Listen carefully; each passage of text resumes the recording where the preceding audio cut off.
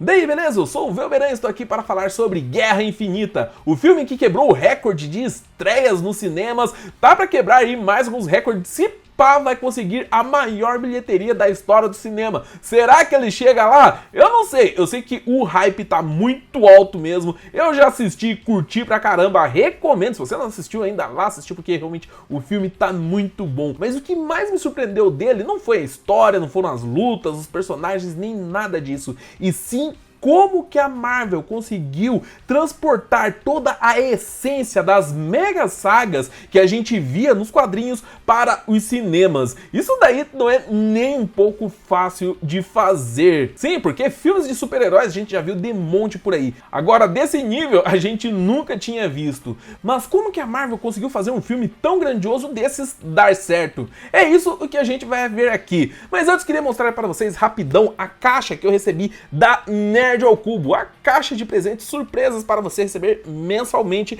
na sua casa, beleza? Essa daqui é a caixa do mês de aniversário da Nerd ao Cubo, que eles estão comemorando aí 3 anos. O que que veio na caixa então? Veio aqui uma figura do Dofus, uma backpack Nerd ao Cubo, broche, adesivos, uma edição de quadrinho lindona do Thanos, Revelação Infinita, capa dura, essa daqui da hora pra caramba, esse quadrinho, além da camiseta da Raccoon City Resident Evil que eu estou usando. A assinatura fica R$ 79,90 mais envio por mês, e dá pra ver aqui que isso daí é bem mais barato do que o valor dos produtos que vem nela, sai muito em conta mesmo. Fora a satisfação da surpresa de abrir essas caixas todos os meses. Tem o link aí na descrição, clica lá para conhecer mais sobre a Nerd ao Cubo, e se assinar agora ainda dá tempo de pegar a caixa do mês que vem, que terá como tema os anti-heróis. Será que vamos ter alguma coisa do Venom? Não sei, tá? Eu tô chutando aí. Vocês também podem deixar suas apostas aí nos comentários. Mas enfim, brigadão aí a Nerd ao Cubo pela caixa e bora pro vídeo então. Quando começaram a mostrar os trailers do Guerra Infinita, falaram que este seria o maior crossover da história dos cinemas, que juntaria um monte de heróis em um filme só. E eu ouvi algumas pessoas falando: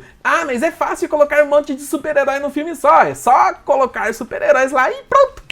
Não, definitivamente não é assim que funciona. Levaram 10 anos e 18 filmes para a Marvel Studios criar o universo que vimos naquele filme. Foi um processo relativamente longo, arriscado, mas que deu absurdamente certo, e foi bem aí que a Marvel acertou. A maior parte dos filmes envolvendo adaptação, seja de quadrinhos, videogame, desenho animado, por aí vai, acabam esbarrando no mesmo erro: querer agradar o público geral em vez dos fãs daquela obra. Aí muda o uniforme do herói, coloca romance onde não tem, faz bagunça com a origem do vilão e por aí vai. E o que acontece com esses filmes? Eles se tornam filmes de ação genérico que não agradam ninguém, muito menos os fãs das obras originais. Mas na virada dos anos 2000, alguns dos estúdios fizeram coisas muito interessantes com produções mais voltadas para a nerd, como o Homem-Aranha do Sam Raimi, que era um nerdão de tudo, fã de quadrinhos, e ele transformou o Homem-Aranha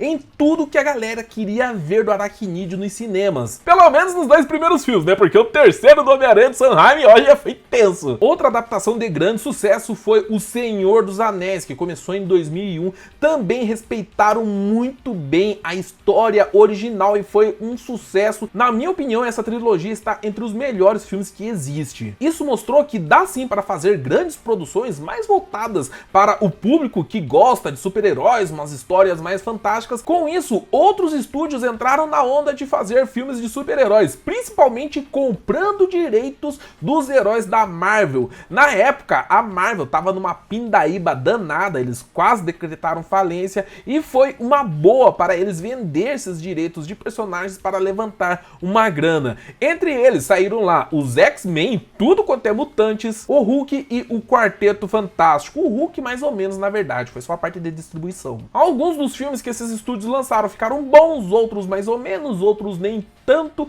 mas eles estavam lá lançando alguns filmes de super-heróis e tava um lance que antes a gente não imaginava que iria ter tanto filme de super-herói rolando assim no cinema. Foi só depois que a Marvel buscou um investimento para fazer os seus próprios filmes, mas aí eles já tinham vendido alguns dos seus maiores nomes, já estavam sem o Homem-Aranha, os X-Men, então assim, não tinha muita coisa para trabalhar no cinema, coisas grandes que pudessem chamar a atenção de um grande público. Então o que eles tinham nas mãos lá? Os Vingadores, que é uma equipe bacana da Marvel, ele tem uma aceitação legal, mas nem de perto chega na popularidade que os X-Men tinham lá. Mesma coisa do Homem de Ferro, ele sempre foi bastante conhecido, mas as vendas dos quadrinhos dele não chegavam nem perto das do Homem-Aranha. Pensar então que algum dia a gente teria filme de Pantera Negra ou Doutor Estranho era coisa pra dar risada mesmo. Se eu falasse 10 anos atrás que a gente teria isso, ninguém iria acreditar. Mas era isso que a Marvel tinha nas mãos e decidiram começar a trabalhar com isso mesmo, lançando em 2008 o primeiro filme do Homem de Ferro. Pô, o Homem de Ferro era uma escolha boa, como eu falei, ele é um personagem conhecido, não tanto quanto um Homem-Aranha da vida, mas tem uma armadura da hora, iria render uns efeitos especiais legais e isso iria chamar o pessoal para o cinema. Esse filme explicou quem que era o Tony Stark e como ele se tornou o Homem de Ferro, além de mostrar alguns de seus aliados e inimigos. Tudo respeitando quem que o personagem era nos quadrinhos. Tiveram algumas alterações até bem grandes, mas nada que fosse tão radical ou descaracterizasse o Homem de Ferro. O filme por si só agradou bastante o público geral e principalmente os fãs de quadrinhos que se sentiram muito representados nele. Só que tinha alguma coisinha a mais nesse filme bem no finalzinho dele, quando aparece um sujeito careca de tapa-olho e fala: Tony Stark, você pode ainda não saber, mas você faz parte de um grande universo. Stark, you become part of a bigger universe. You just don't know it yet. Who the hell are you? Nick Fury, director of S.H.I.E.L.D. I'm here to talk to you about the Avenger Initiative.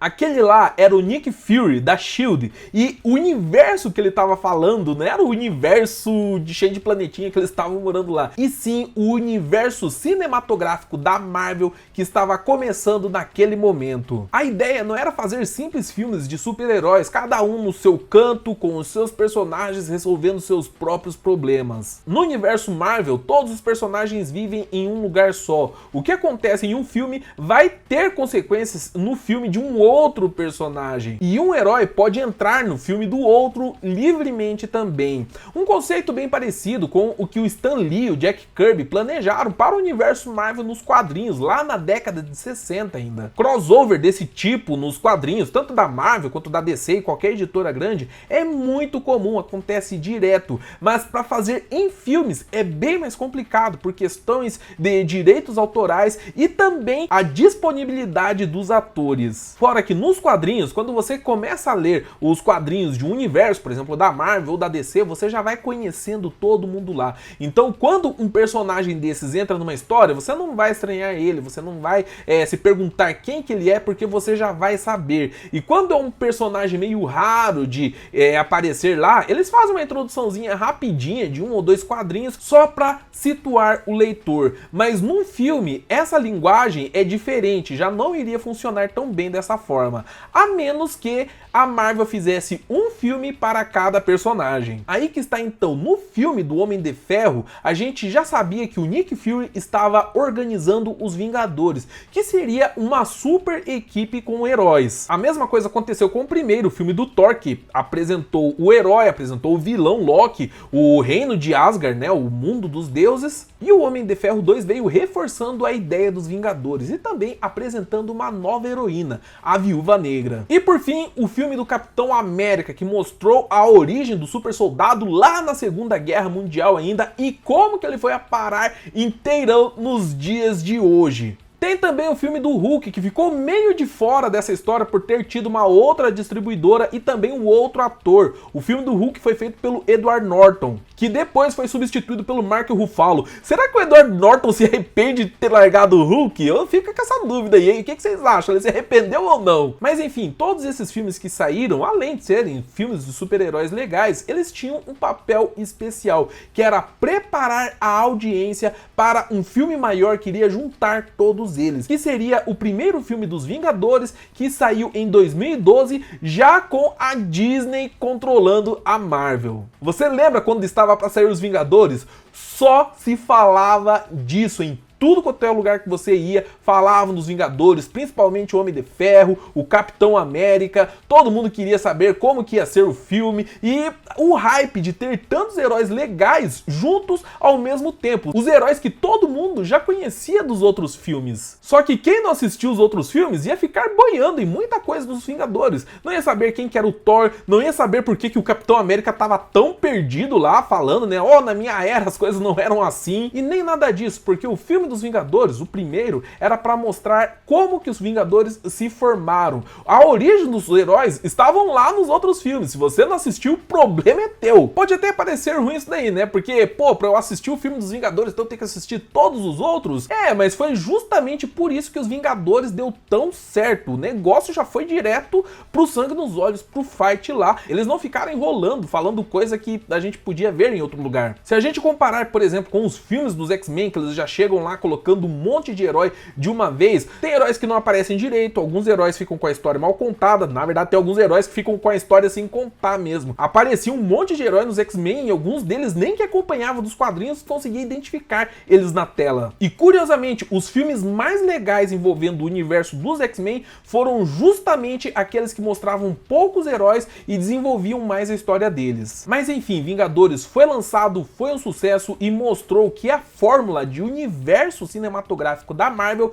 estava assim dando certo. E a Marvel já começou a preparar a segunda fase do seu universo, que seria uma fase um pouco mais cósmica. Além de continuações de filmes dos Vingadores, do Homem de Ferro e do Thor, tivemos também os Guardiões da Galáxia, que mostraram algumas ameaças de outros planetas, como o Ultron, e também introduzindo o Thanos e outros personagens que estavam ao redor deles. E cada filme da Marvel que saía, mais gente ia pro cinema, porque tava todo mundo esperto já com aquela lá, né? Pô, quando sair outros Vingadores, eu já vou estar sabendo de tudo, já vou estar conhecendo todos os personagens, então eu vou assistindo os filmes individuais antes. Quando começou a fase 3 da Marvel Studios, o prestígio deles estava tão grande que eles se deram ao luxo de fazer filmes até com personagens assim que em outras épocas era da terceira divisão da Marvel, como o Doutor Estranho e o Pantera Negra. Inclusive, o Pantera Negra se tornou a 10ª maior bilheteria da história do cinema, passando por cima de Homem-Aranha, Homem de Ferro, X-Men e tudo quanto é coisa. Então foram lá, primeiro, filmes com os heróis individuais, depois começaram a aparecer os filmes com equipes, e agora estava na hora de juntar tudo isso daí em um mega filme cheio de heróis para enfrentar um vilão cósmico super poderoso. Fazia anos que muita gente estava esperando pelo Guerra Infinita, com aquele hype, esperando que fosse o maior filme de super-heróis de todos os tempos. E você só ia conseguir apreciar esse filme totalmente se você conhecesse todo o universo Marvel. E não deu outra, Guerra Infinita funcionou lindamente bem. O que a gente vê lá é uma coleção gigantesca de heróis super bem organizada. Todo mundo entra e sai no tempo certo, na hora certa, ninguém fica se explicando demais, se apresentando, se justificando. A história, o filme todo está enxutinho, sem nenhuma gordurinha, pronta pro que ele estava querendo fazer mesmo. Divertir, entreter, mostrar história e ação do jeito que a gente gosta. Ah, mas quem que é aquela mulher azul que o Thanos estava torturando? Ué, você não assistiu Guardiões da Galáxia 2? Tava explicando lá. Ué, e o Soldado Invernal, o que ele tava fazendo em Wakanda? Você não viu a cena pós-crédito do Pantera Negra? Ó, problema teu, ficou sem entender. E por que a Viúva Negra tá loira nesse filme? Realmente, essa não tem explicação. Então, basicamente, a Marvel Studios fez um baita de um filme épico até dizer chega, que todo mundo fala, que todo mundo quer assistir, mas você só vai entender ele se você assistir 18 filmes antes. Ou seja, os caras criaram uma baita de uma máquina de fazer dinheiro. Acho que nem se os caras tivessem a manopla do infinito, de verdade, na mão deles, eles iriam conseguir fazer tanta grana quanto eles estão fazendo agora. E olha, nem tão cedo eles vão parar de fazer grana assim, porque a progressão de lucro que eles estão tendo nos filmes só aumenta de ano em ano. Aí eu sei que vão ter alguns de vocês aí que vão falar: ah, meu beirão, seu Marvete, tá falando isso só porque é Marvel, né? Tá puxando o saco dos caras, né? Gente, desde a saga do clone do Homem-Aranha eu não sou mais Marvete, gente. Eu sou Decenalta. Tá duro, mano. Tá osso, ó. O cotovelo tá doendo sem parar desde que assisti aquele filme. Não por causa da bilheteria, por causa do sucesso que a Marvel tá tendo. Pra mim, isso daí é besteira, ficar esfregando na cara de uma produtora ou outra os números, né? Mas sim por eles terem conseguido fazer uma mega saga tão grandiosa, tão divertida, tão boa, tão rica, e que a gente não consegue sequer imaginar que nem a DC e nem nenhum outro estúdio algum dia vai conseguir fazer alguma coisa que chegue perto do que a Marvel Studios conseguiu com Guerra Infinita. Sim, eu gostei de vários filmes da DC, não de todos, mas de alguns, mas não dá pra imaginar hoje que eles vão conseguir estruturar o universo DC pra ficar do jeito que a Marvel tá e lançar alguma coisa do nível do Guerra Infinita. Mas é o que eu falei, né? Se 10 anos atrás falassem pra mim que Vingadores iria se tornar a equipe mais famosa da Marvel, eu iria dar risada. E olha no que deu, né? Olha o jeito que está hoje. Então vai, né, que algum dia no futuro, outras produtoras usem a fórmula da Marvel Studios para criar mais mega sagas tão legais quanto essa. Imagine só se a gente ter no cinema Crise nas Infinitas Terras ou O Reino da Manhã, que louco que ia ser, né? Não sei se isso algum dia vai rolar, eu só sei que tá sendo muito lindo, tá sendo muito bom estar vivo para acompanhar tudo isso, ver finalmente os super-heróis, as produções para um público mais nerd ganhando tanto espaço assim no cinema, a ponto de superar todos os outros tipos de produções que tem por aí. Mas enfim, eu quero saber de vocês, o que vocês acharam do Guerra Infinita, de tudo que levou à produção deste filme e também o que vocês estão esperando da sequência do Guerra Infinita. E mais, você acha que algum dia algum outro estúdio vai conseguir fazer uma grande saga como o Guerra Infinita? Não se esqueça também de conferir o link da Nerd ao Cubo, beleza? Aí na descrição. Então é isso daí, eu vou ficando por aqui e nos vemos no próximo vídeo. Falou!